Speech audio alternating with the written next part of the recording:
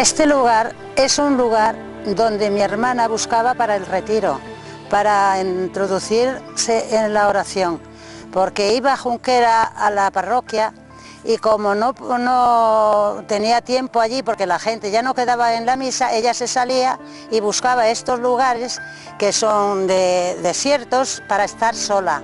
Ella no en ningún momento se quejó, ni en ningún momento, porque se puede ver en las fotos que ya estaba en las vísperas, fue en noviembre ya, las vísperas casi de su muerte, y ella estaba tan sonriente y bueno, esperando que llegara el momento.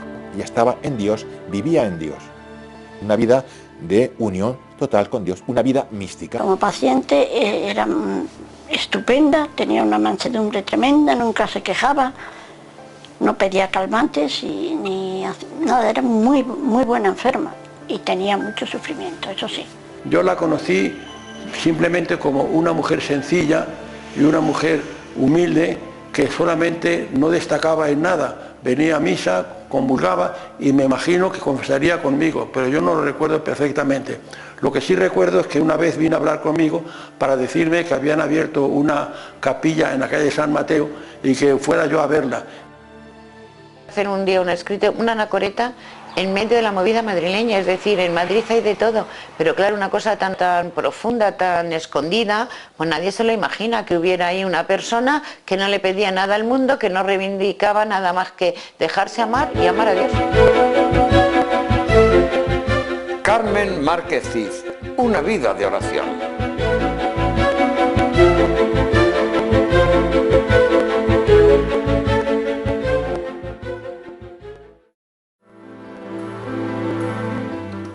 La oración contemplativa, la que nosotros proponemos, el Lumen Cordio, es la que está al alcance del alma, de toda alma que lo pueda ver, porque está dotada de disposiciones para poder hacerla, que es la contemplación de los misterios de la vida de Jesús, imaginativamente, representando el misterio, haciéndolo nuestro, tratar de asimilar lo que Jesús dice, lo que hace y el ejemplo que nos da.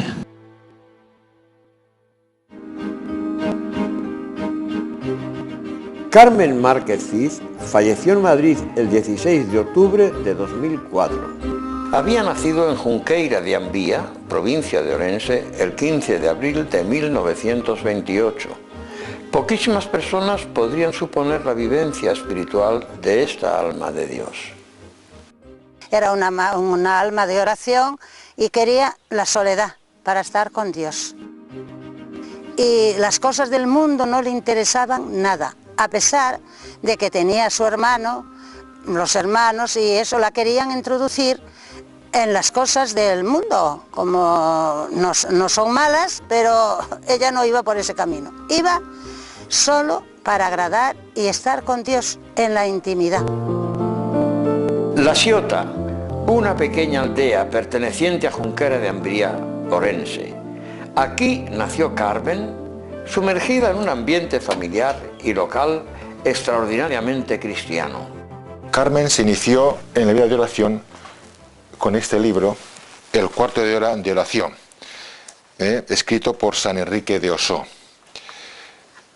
Ella siempre tuvo un gran cariño a este libro y a la forma de meditar que en él se enseña, porque fue con él y con esta oración en la que ella entró en este camino maravilloso de la intimidad con Dios. Y fue su hermana mayor, Felisa, pues quien la introdujo en la vida de oración mental. Y es a partir de ahí, de esta oración, donde ya Carmen niña empezó a vivir y a sentir la presencia de Dios en su alma. Ella sentirá prontamente la necesidad de purificar su alma. Su deseo será agradar solo a Dios, eliminar todo rastro de pecado. Carmen hace de una forma metódica su oración mental y de repente ella, con gran asombro, observa cómo la meditación que está realizando ya no es imaginativa, sino que está contemplando con asombro a Cristo real, y hace que tenga un gran deseo y un gran amor a la soledad, y a recogerse en interior para rezar. Surge en ella un vivo deseo de santidad, de no pecar, es más, de ni siquiera cometer la más mínima falta. Comenta ella que llega incluso a hacerse daño con un punzón en la palma de la mano, con el fin de que este dolor le recuerde a ella que no ha de cometer esa falta que pues suele cometer. En este periodo, en esta fase, podemos situar lo que se llama en la vida mística la purificación activa de los sentidos. Carmen dejó escrito: ante Jesús crucificado, contemplado en serio, no es compatible ni la más pequeña falta o imperfección, cuanto más el pecado. Estamos ya en la fase de recogimiento, la primera fase de esa escala espiritual que llevará a Carmen a la unión más profunda e íntima con Dios.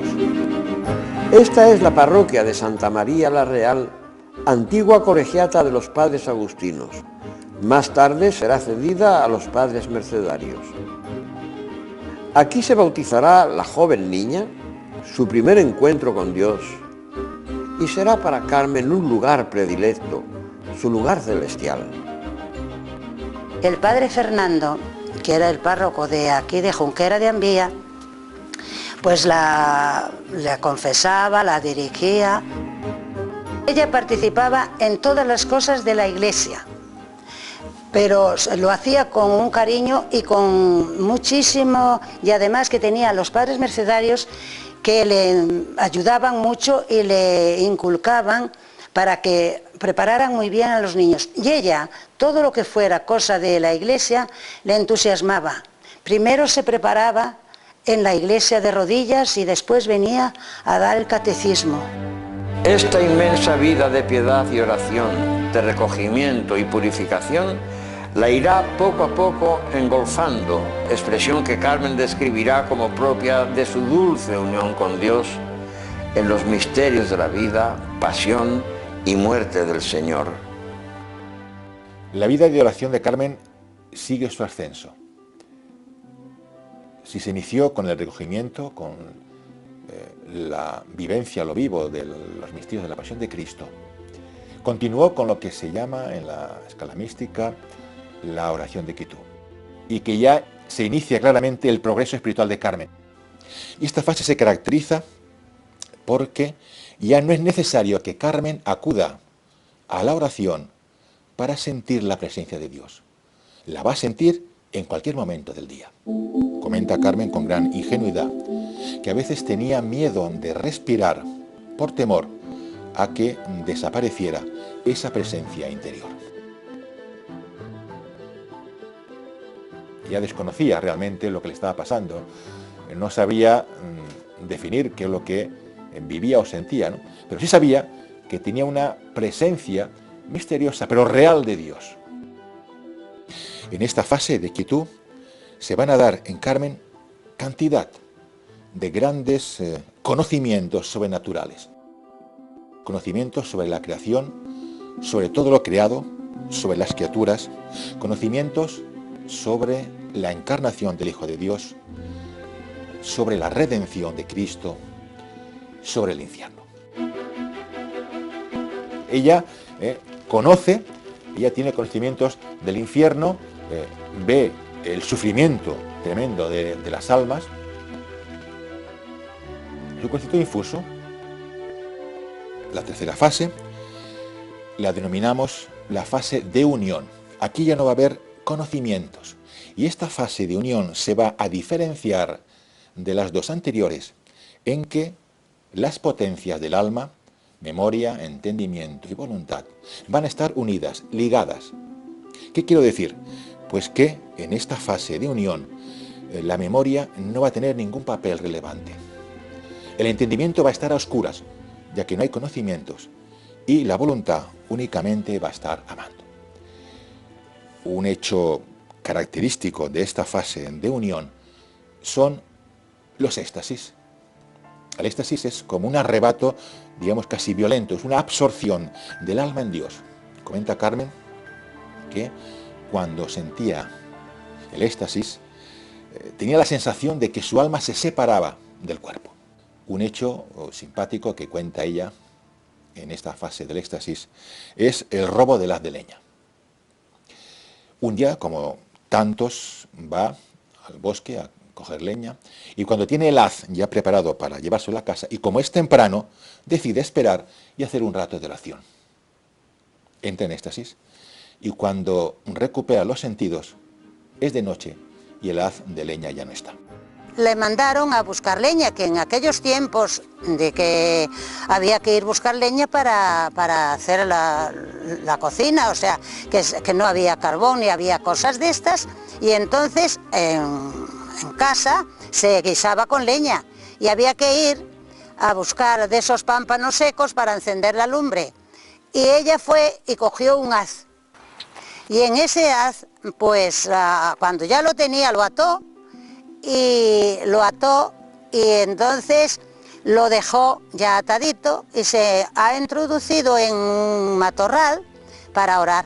Y cuando salió del matorral, vio que el haz no estaba, la leña no estaba, y ya era de noche y no pudo coger otra. Se vino sin nada a casa. Y entonces se lo dijo a Felisa: mira, no traigo nada porque me he puesto a orar, y cuando se hizo de noche ya no veía para coger la leña. Y su hermana le contestó: otro día lo haces antes, coges la leña antes de orar.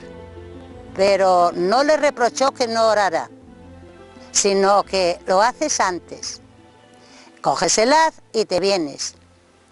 Ella no confesó que se lo habían llevado, nunca confesó eso, de que le habían llevado porque ella decía: si alguien lo ha llevado es que lo necesitaba. Ella desconocía todos estos progresos místicos, desconocía estas fases, no sabía el nombre, ella estaba sola, ella estaba viviendo ese proceso espiritual completamente sola. Carmen cuenta en este momento con los éxtasis pues unos 19 años y pronto va a entrar en el noviciado de las Madres Mercedarias de Zumárraga en Guipúzcoa. Ella irá al noviciado el 1 de abril de 1949 y el día 15 cumplirá 21 años.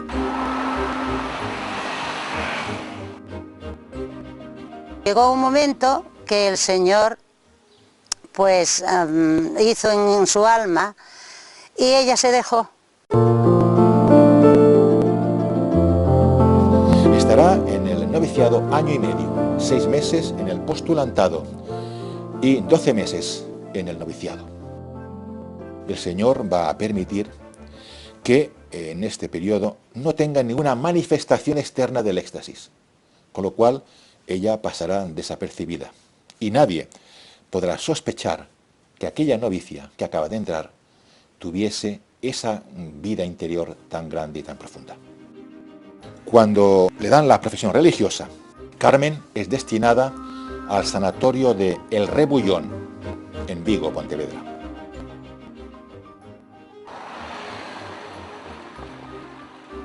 Aquí sus labores fueron variadas: limpieza de dormitorios, lavado y planchado de ropa, cuidado de los enfermos cuando le tocaba atender el gallinero. Ya en Rebullón se ocupaba, o sea, sus rezos y su vida espiritual, pero después el oficio pues le pusieron de ropera, estuvo en el gallinero, les arreglaba los zapatos como tenía algo de noción por ser hija de un zapatero, pues les arreglaba, decía ella, de remendón.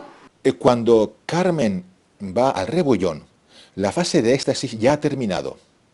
Y este periodo, que pasará en Pontevedra, va a ser muy importante, clave en su vida espiritual futura, por 2 razones. Primero, porque aquí va a pasar la etapa larga, dura y penosa de lo que se llama la noche oscura. Esa purificación pasiva del espíritu. Y segundo, porque va a ser en el Rebullón donde va a conocer al que será ya el resto de su vida su director espiritual, el padre jesuita don Ramón Rodríguez Lara. Y esa fase que se inicia ya en el Rebullón es lo que se denomina el desposorio espiritual. ¿Qué es el desposorio?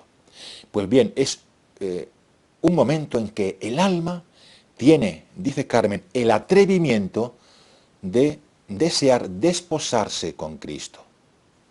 Es una etapa en que el alma se va a relacionar con las tres divinas personas. Cuando Carmen está en este momento hermoso de intimidad con la Trinidad, sin saber cómo y de forma brusca, pierde la presencia de Dios en su alma. Y en su lugar se ve invadida de multitud de tentaciones, sobre todo de la carne, y multitud de escrúpulos. Carmen va a tener mucha dificultad de comulgar si no se ha confesado antes. Tiene un deseo vivísimo de confesión diaria. La impresión de miedo y horror era muy grande. Allí pude ver las almas y los demonios, estos distintos del resto de las otras almas allí condenadas. Y pude oír, estas almas están aquí, proponerse a las obras de la creación, a la vez que se refería al aborto. A lo largo de su vida espiritual y sobre todo cuando ella pasa todas las fases de la escala mística, desde que es niña hasta el matrimonio espiritual, hay multitud de experiencias sobrenaturales, de visiones, de locuciones. Ella siempre fue muy reacia a hablar de esto. Ella prefería hablar de su vida interior con Dios, pero no de las manifestaciones de Dios. Ella tuvo revelaciones del Señor, de la Santísima Virgen, locuciones profundísimas, visiones. Ella cuenta que en su visión del infierno, ella tiene el conocimiento de que una serie de almas estaban penando por el pecado concreto del aborto. Comenta como cosas anecdóticas de este periodo, cómo a veces cuando estando sola y sin que nadie la viera, se arrodillaba en el suelo y besaba donde acababa de pasar alguna religiosa. Otro hecho que ella comenta es que a veces se encerraba en el baño y allí a solas se explayaba besando suelos y paredes, buscando al amado que había perdido. Cosas que nos parecen increíbles, pero son cosas de los místicos.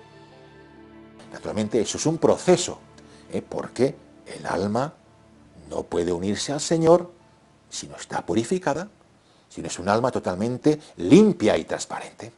Y por eso el Señor la hizo pasar por esas pruebas durísimas de purificaciones, primero de los sentidos y después la gran purificación que es la del alma. Cuando pasa ese periodo largo de 4 años aproximadamente y duro de la purificación pasiva del espíritu, dice que si bien es noche oscura porque ha perdido la presencia de Dios, sin embargo es luz. Es luz. ¿Por qué es luz? Porque ella se ve tal como es el alma. En su miseria, en su nada, en su indignidad. Ella contempla hasta las más mínimas imperfecciones del alma. Y las contempla, ¿por qué? Porque hasta esas imperfecciones van a ser purificadas. Porque esa alma que va a unirse con Dios tiene que ser un alma limpia hasta en las más mínimas motas. Y eso es lo que hace Dios con ella.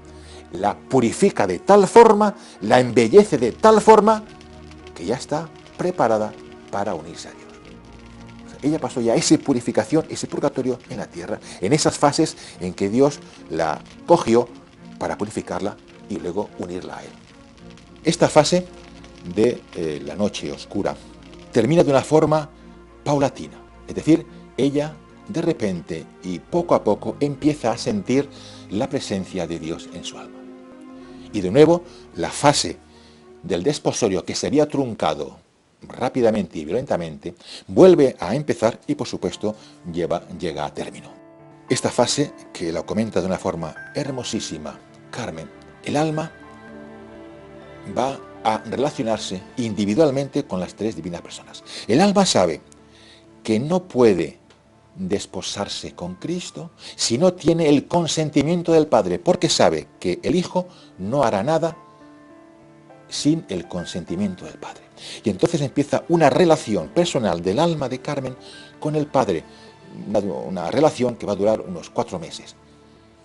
Cuando termina la relación, el alma tiene ya el consentimiento del Padre para el desposorio con el Hijo. Y ahora lo único que necesita el alma es embellecerse, prepararse para el desposorio, engalanarse. Y entonces empieza otra relación personal del alma de Carmen con el Espíritu Santo. Hermosa relación, que también pues, de un periodo de 4 o 5 meses, en que el Espíritu Santo se va a encargar de embellecer, de engalanar, de hacer hermosa el alma de Carmen. ¿Cómo? Pues adornándola con todas las virtudes, con todas las gracias, con todos los dones. Y entonces, cuando termina esta relación, el alma se ve digna de Cristo y ya llega el momento, pues, cumbre y sublime de la transformación. Y aquí es una transformación del alma en las 3 divinas personas, así lo cuenta Carmen. De forma tal que el alma de Carmen se funde totalmente con la vida intratrinitaria. La vida del alma de Carmen y la vida de Dios es una. No hay diferencia, comenta ella. Y pone un ejemplo muy gráfico, como si las 2 velas, las 2 llamas de 2 velas, se juntaran en una sola llama. Y aquí es imposible diferenciar qué llama pertenece a una vela y qué llama pertenece a otra. Se produce también un fenómeno místico extraordinario que se denomina el desdoblamiento del alma. Es como si el alma de Carmen se hubiera desdoblado, separado en 2 partes, una superior y otra inferior. Esa parte superior del alma es donde se ha producido esa unión, esa transformación, ese matrimonio espiritual. Y va a ser esa parte del alma, una parte donde Carmen va a estar constantemente el resto de su vida unida a Dios, unida a la vida de Dios, unida a una oración constante. Ya Carmen nunca dejará esa vida de intimidad, de unión con Dios. Y además es una parte inviolable, intocable. Jamás nada ni nadie podrá alterar esa unión ya inamovible el resto de su vida. Y la otra parte, la parte inferior, bueno, pues es la parte pues, del alma, naturalmente, pues, para que ella pueda desenvolverse en los quehaceres en la vida diaria. Bien, entonces su vida religiosa siguió normal, es decir, pues una religiosa integrada en todos los aspectos, tanto en su vida personal, en su vida de oración, como en su vida de comunidad. Nada hubo en su vida religiosa que le causara el mayor inconveniente, nada, vivió muy feliz. Solamente que ese desfundar fue tan constante, tan perseverante, tan fuerte en ella, que ella comprendió que no podía seguir. Pues me encontré con la idea de la fundación, que era en sí una idea oscura, pero no fue una idea premeditada, pensada. ¿Qué tengo que hacer por Dios? No, yo estaba viviendo mi vida de convento, mi vida contenta, incluso muy centrada en la vida de comunidad, contenta con todas las hermanas y feliz, y viviendo mi vida espiritual de una forma plena, cuya vida de comunidad y cuya vida de atención a los enfermos no era ningún obstáculo para el desarrollo de mi vida espiritual, que llevaba una línea. Carmen es una religiosa joven, está viviendo plenamente su vida interior con Dios, gozosa, la vida de comunidad está a gusto en ella, vive feliz.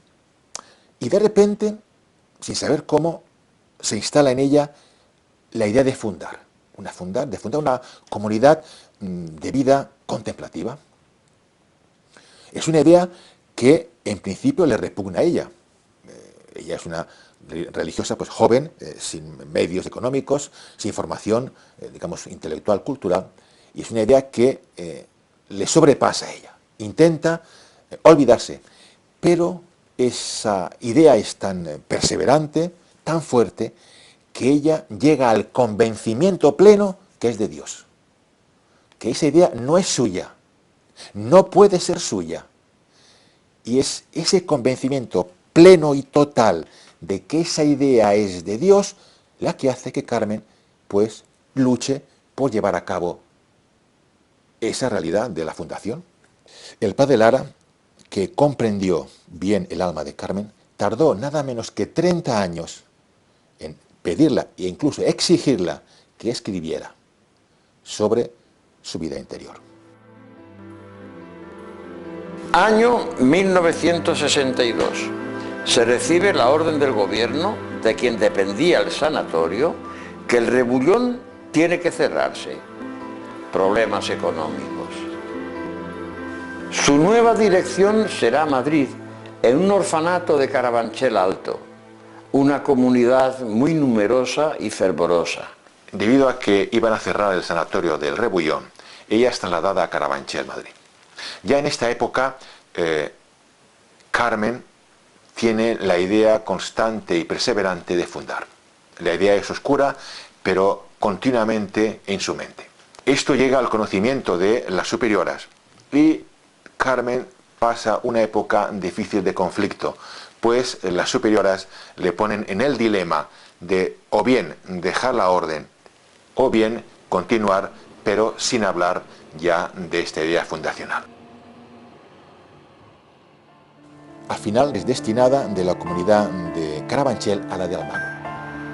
A pesar de la situación en que se encuentra, digamos, aislada y sin contacto con el exterior, Carmen se las arregla para escribir una carta al obispo, Monseñor Hervás, con el fin de contarle su situación y pedirle una audiencia.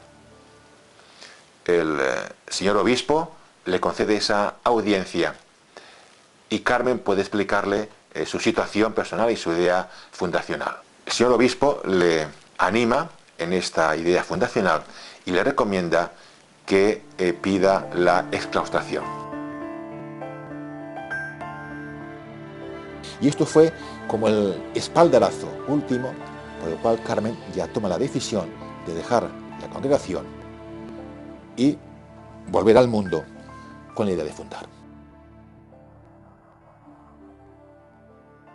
Carmen deja la congregación de las Mercedarias y tras un periodo corto en su casa paterna, prácticamente con lo puesto y con una maleta, con un par de mudas, se va a Madrid con la idea de fundar.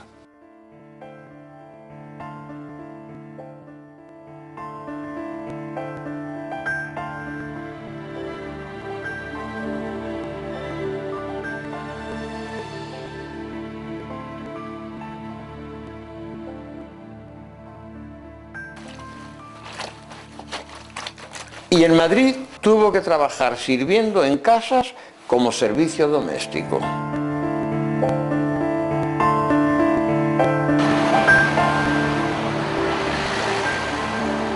Nos llamó por teléfono que si podía visitarnos.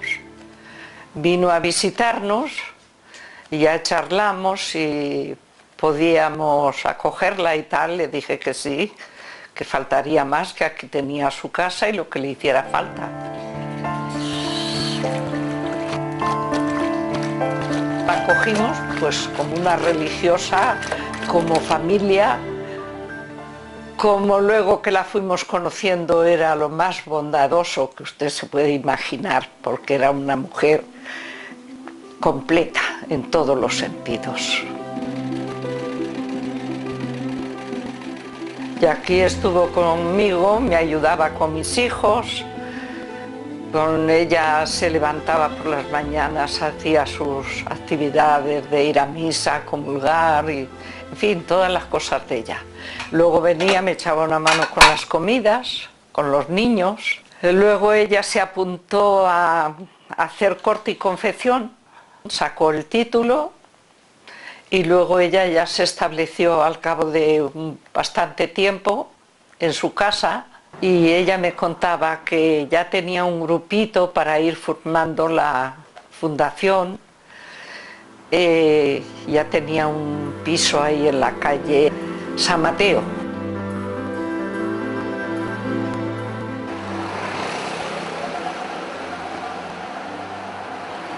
Ella se preparó para la costura y preparó todo y ella salió a flote con todo, no se le ponía nada por delante. Enero de 1968. El padre Lara ultima el primer capítulo de las Constituciones en su segunda redacción y a Carmen le concede 3 años más de prórroga en el plazo de su exclaustración. Fue el tiempo en que adquiere una máquina de coser y trabaja en su habitación de alquiler. Prácticamente con lo opuesto, podríamos decir, vino a Madrid para fundar. Y esto demuestra que fue una mujer luchadora hasta el final, porque de no tener ninguna formación cultural, de no tener ningún medio económico, y eso pues no le impiden a ella empezar su labor. Y para ello empezará a trabajar en el servicio doméstico, en lo que encontraba.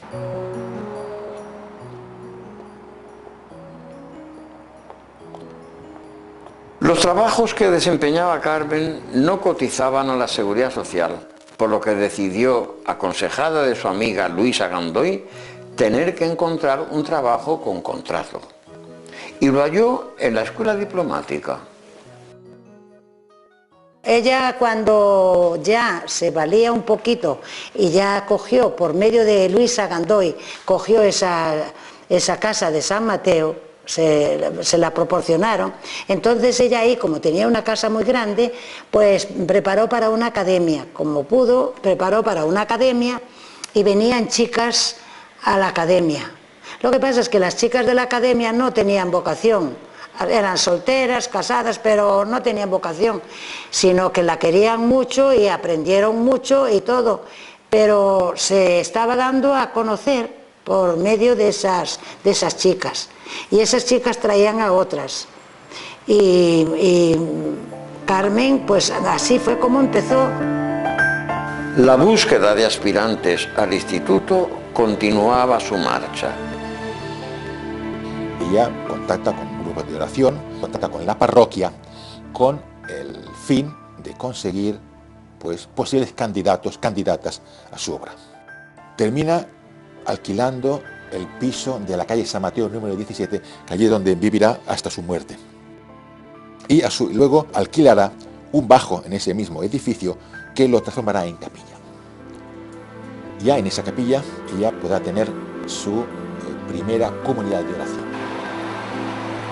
Antes de encontrar piso en San Mateo, anduvo en alquileres y en un piso en Aluche.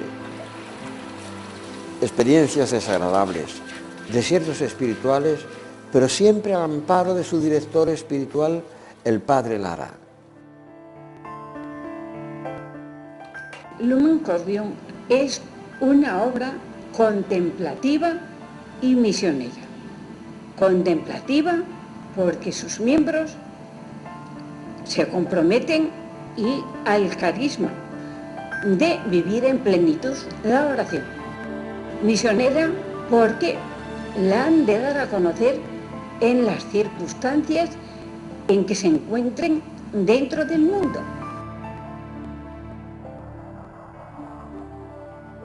Desde que el padre Lara conoce a Carmen en el Rebullón, ya la relación entre los dos va a durar hasta pues, el final, hasta que fallece el padre Lara en el año 2001, y siempre va a estar el padre Lara como a la sombra de Carmen. Siempre va a seguir su vida, tanto dentro de la congregación de las mercedarias, como cuando deja la vida religiosa y pues viene a Madrid para fundar. Siempre estará el padre Lara allí, siempre observando y vigilando las actuaciones de Carmen. O sea, Carmen nunca estuvo sola, siempre contó con el consejo, con la ayuda, con la orientación del padre Lara. Carmen deja la congregación religiosa a la que pertenecía, las mercedarias, con el fin de fundar. Ella tenía esa idea que el Señor le había infundido en su alma, fundar. Pero se veía totalmente incapaz para ello y tenía el convencimiento íntimo de que quien iba a fundar no iba a ser ella, sino el padre Lara. Y con esa convicción y con esa certeza empezó sus pasos ya en Madrid después de dejar la congregación. Pero grande fue la decepción de Carmen cuando el padre le confirma que no es él quien ha de fundar, sino ella. Él únicamente estará a su lado para observar, para aconsejarla, para dirigirla, pero no tomará las riendas de ninguna fundación. no tiene una idea especialmente clara de cómo ha de ser la fundación.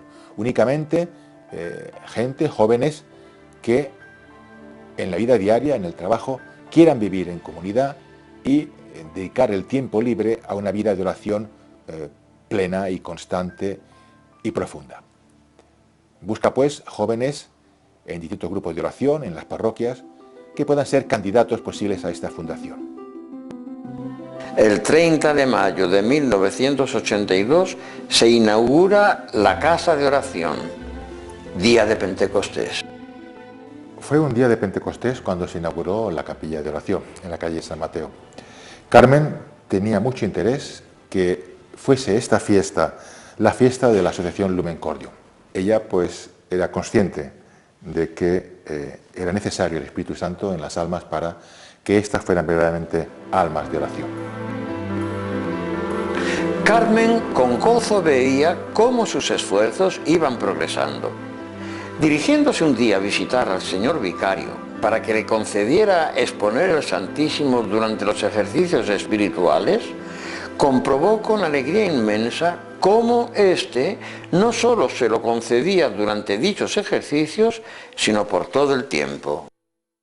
Pero la fundación, el encontrar personas que quieran vivir en comunidad, no llega a esa idea fundacional. Al final de su vida, ella puede ver con cierta alegría, ver hecho realidad lo que es hoy la Asociación Privada de Fieles, aprobada por el Arzobispado de Madrid, Lumen Cordium, Asociación Privada de Fieles de Vida Contemplativa, Lumen Cordium. Aquí le voy a mostrar la capilla que se ve ya más grande ya cuando se ordenó de sacerdote don Juan Antonio Rodríguez de la Rosa. Y aquí ya se ve la capilla más... Esta era donde nos reuníamos y donde hacíamos la oración con ella. Nos juntábamos los jueves y hacíamos meditación, como media hora de meditación. Y teníamos entonces también el Santísimo le teníamos puesto. Nosotras hacíamos la oración con el Santísimo. A las 6 de la tarde empezábamos, haciendo vísperas. Y luego leyendo el Evangelio y meditándolo. Yo conocí a Carmen a través de los cursos de oración que daba el Padre Lara, que era un método, un medio para conocer gente y crear a través de los grupos de oración contacto con Carmen y crear pues una fundación, que era su idea, de personas contemplativas en el mundo real, en el mundo activo. Y después de los cursos de oración quedábamos allí en su capillita un día a la semana. En los cursos que dábamos con Carmen, dialogábamos antes de empezar, porque decía que eso nos preparaba, porque cada uno traía sus preocupaciones, ¿no? Todos teníamos preocupaciones, entonces nos sentábamos alrededor de la mesa y ella encabezándola, y incluso nos preguntaba qué has hecho hoy, qué ha pasado hoy. Entonces hablábamos de la familia, de los hijos, de cómo había ido el día, y teníamos un poco de diálogo que nos permitía expresarnos, conocernos mejor todos los miembros, y una vez que ya dialogábamos de esa manera entrábamos ya en el curso. Hablábamos cada miércoles del Evangelio de hoy y hablaba ahí media hora, una hora, sin guión y sin nada, le salía de dentro. Se notaba como la formación que tenía, sin duda desde su niñez, porque se ha dicho y lo hemos leído y lo ha contado ella, de que ella no pudo ir al cole como le hubiera gustado, porque era una chica que nació en el campo, vivió en el campo, cuidando los animales en la familia en Galicia, pero que no tuvo mucho tiempo para cultivarse, ir al cole o tal vez a la universidad, ¿no? A mí me aconsejaba mucho. Tú me decía, concéntrate en los 15 minutos de oración ante el Santísimo. Carmen quería llevarnos a la oración, que hiciéramos oración, que la oración es lo que te lleva a Dios, es lo que te cambia la vida. Esa era su vida. Ella era una mujer de oración, muy en Dios, sencilla, no hacía nunca alarde de nada de lo que tenía ella dentro, tenía mucha paz daba paz, serenidad, te atraía, estabas con ella y estabas en la gloria. Aquellas reuniones eran tremendamente positivas, salíamos siempre como muy animadas, con ganas de buscar a Dios, de continuar, nos insuflaba una energía y un espíritu impresionante. Era una mujer muy sencilla, muy humilde, que no parecía la grandeza espiritual que tenía. Yo la he conocido más cuando he leído sus escritos, realmente unos escritos muy sublimes, de alta mística, de tal manera que yo casi no comprendía muchos términos parecidos a las cosas que existen en los grandes místicos, en Santa Teresa de Jesús, en San Juan de la Cruz. Padre Lara, que conocía la vida mística, la teología mística, sabía que el proceso espiritual de Carmen era el proceso que muchos místicos en la historia de la Iglesia han pasado y han vivido. Sabía que Carmen era una mística en todo el sentido de la palabra. Yo siempre, ¿sabes lo que le he dicho? Como la he definido, como una anacoreta en medio de la movida madrileña. Entonces, imagínate que vivía, el piso lo tenía arriba, la capillita abajo, pero era de lo más humilde la capilla, con un sagrario chiquito, unos reclinatorios que yo me he traído uno, lo tengo abajo, y ver a una mujer como en una cueva, porque era una cueva oscurita, y entonces cuando yo los sábados, que nos reuníamos a principios de los sábados, salía a la calle, en medio de Alonso Martínez, me encontraba con alumnos. Entonces era el follón, el barullo, y había salido de esa cueva iniciática, para mí era una cueva, era una anacoreta en medio de todo el movimiento, de toda la movida madrileña. Allí estaba Carmen, pasaba las Navidades sola, y nunca sentía la soledad. A Carmen la conocí, pues hará unos 9 años o así. Encontré en la asociación que hacían ellos unos papeles que decían: si estás sola, ven; si estás triste, ven. Con unas cuantas cosas, entonces yo fui y estaban allí todos en reunión y me acogieron muy bien. Entre ellas estaba Carmen. Era muy humilde y muy callada, muy, como si dijéramos, poquita cosa, como que no quería sobresalir. Pues la mayor parte del tiempo estaba o mirando una imagen, la Virgen que le teníamos allí, o a un Cristo, pero estaba meditando, estaba dándole vueltas. Siempre estaba ella en otro plano y por tanto diferente del nuestro. Ella siempre estaba en oración, ella tenía su capilla, ahí vivía feliz, en esa casita tan sencilla, y su vida era llevar a los demás a la oración. Eso es lo único que le interesaba a ella. Estaba siempre recogida, siempre la veía recogida. Yo la veía por la calle haciendo oración como en casa. Ella físicamente era poquita cosa, delgadita, menuda, pero sobre todo era la expresión de la cara, de paz, de sonrisa que tenía. Siempre estaba de buen humor, nos acogía con todo el cariño y pasaba muchas veces de las necesidades materiales. Es decir, ella se hacía una especie de comida que era una sopa con verduras, pollo y fideos, y estaba comiendo de eso 3 o 4 días hasta que se le acababa y luego volvía a hacer la misma comida. Era tal el gozo que Dios le daba, la felicidad que ella sentía, que me comentaba que ella no sentía ningún placer en la comida. Si cualquiera pues goza con un buen plato, ella no, porque decía: ¿cómo va a darme placer este plato de comida si yo tengo al origen del placer? Esta era su habitación, totalmente, como les decía, ella siempre era muy sencilla, muy austera, y la habitación es todo lo que tenía. La cama es un crucifijo, una silla y la mesilla de noche, nada más, nada más. En una habitación que hay al lado de su dormitorio, había una habitación que los balcones dan a la calle San Mateo. Y en esa habitación había un armario y era donde tenía ella todos sus escritos, porque ella tenía cuadernos y cuadernos de tamaño folio, cuadernos grandotes, que era donde escribía. Y en una ocasión ya enferma, estábamos esperando que viniera Daniel a verla, y yo le hice algunas cosas que tenía que hacerle en la calle porque ella ya no podía salir, y entonces me mostró en esa habitación donde tenía el armario, me mostró todos sus documentos escritos y me decía: Pepita, mira, esto es lo que he hecho a lo largo de muchísimos años de mi vida, escribir y escribir. Y entonces yo le pregunté incluso riendo, digo, bueno, ¿y a quién le escribes? Digo, ¿a quién le...? Pero así de broma, porque yo con ella gastaba mucha broma. Y me digo, dice, ¿a quién le voy a escribir? A nuestro Señor. Eran los reclinatorios de la capilla y se complementaban con una silla tapizada en el mismo escal. Y allí pasaba ella horas y horas arrodillada. El 16 de octubre de 2004, Carmen fallece en Madrid, tras 2 años de enfermedad que llevó con ejemplaridad cristiana. Tenía un mieloma, pues que lo descubrió el doctor Aboín, lo diagnosticó el doctor Aboín, pero ya bastante avanzado, porque tenía ya bultos en la cabeza y tenía, o sea que ya bastante avanzado. Y la ingresó por eso, pero ya no, se vio que no tenía ya remedio. Se la trató lo más que se pudo, se la dieron citostáticos, lo pasaba mal, los citostáticos producen mucho malestar, pero ella se aguantó con todo eso y ya no, es que era muy espiritual, no sabía hablar de otra cosa,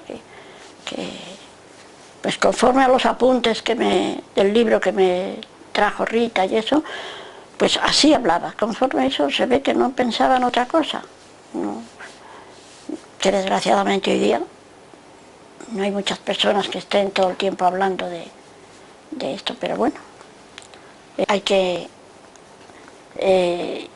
tener mucha espiritualidad para estar sin quejarse todo el día, como hacía ella.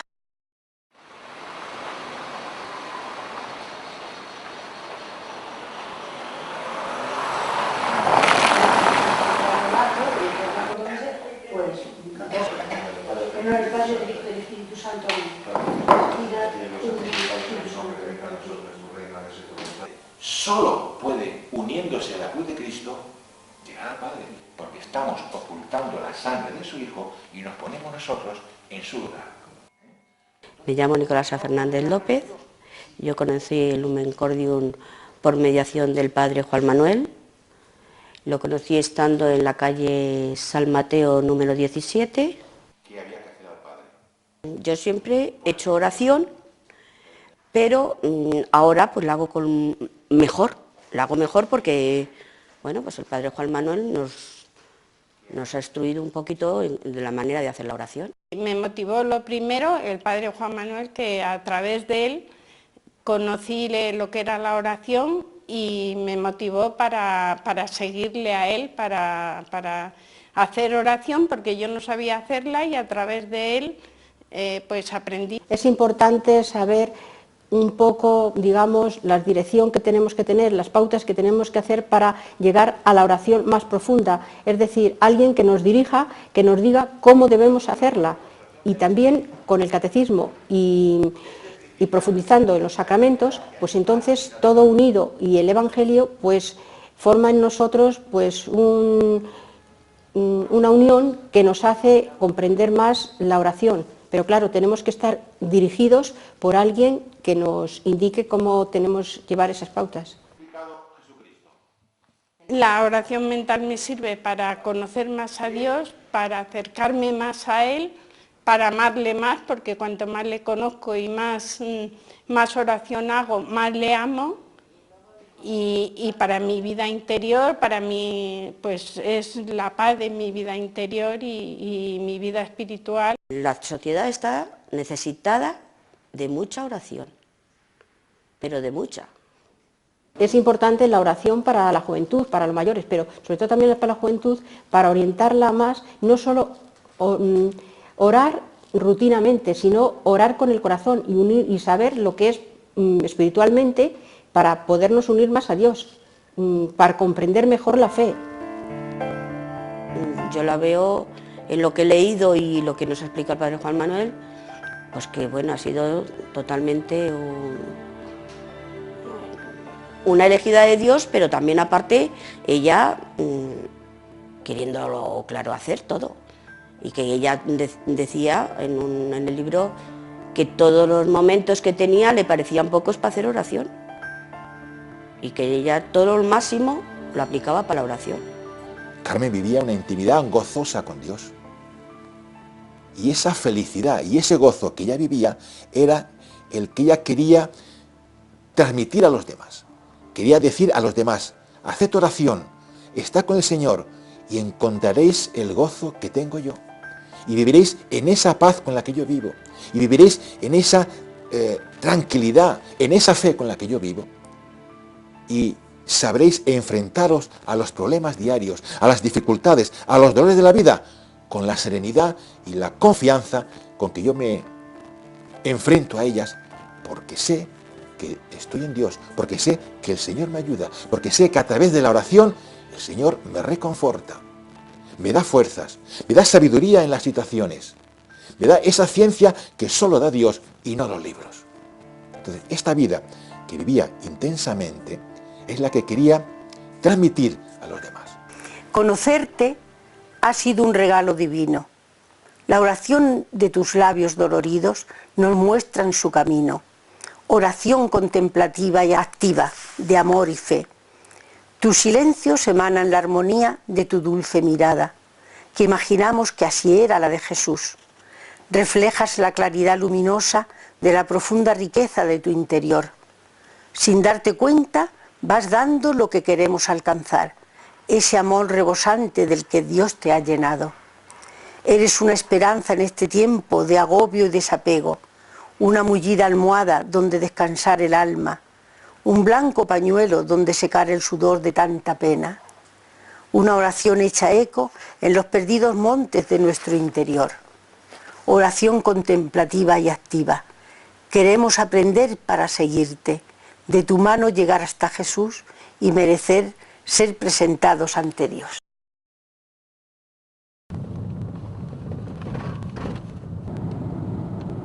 Nos encontramos en el cementerio de Carabanchel, en Madrid, ante la tumba de Carmen Márquez, situada en el cuartel 145, en Nido 136 10B. Está enterrada junto con su hermana Felisa en el nicho de las Madres Mercedarias de Alarcón.